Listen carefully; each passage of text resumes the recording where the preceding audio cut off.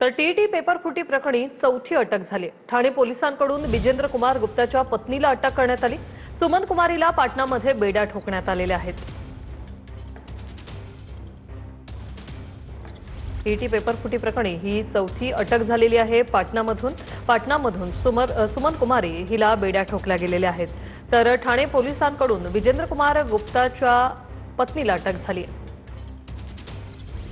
आपण महाराष्ट्र आत्मनिर्भर करण्याचा संकल्प आपला आहे, प्रत्येक गोष्टीमध्ये पुढे जाण्याचा संकल्प आहे।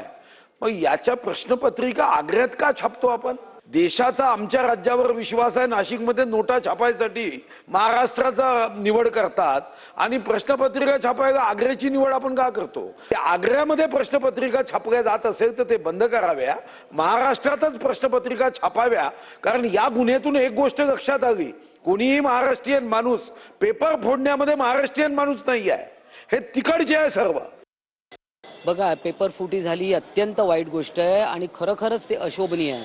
परंतु सरकार त्याबाबत अतिशय गंभीर आहे। कारण माननीय दादा भुसे आपले शिक्षण मंत्री जे आहेत त्यांनी खूप गांभीर्याने हा विषय घेतलेला आहे। आणि पूर्वी काँग्रेसच्या काळात कधी पेपर फुटी झाली नव्हती का? परंतु आम्ही काय त्याचं समर्थन करत नाही आहे। परंतु असं आहे की सरकार हातावर हात ठेवून बसलेलं नाही, दोषींना कडक शिक्षा होणार।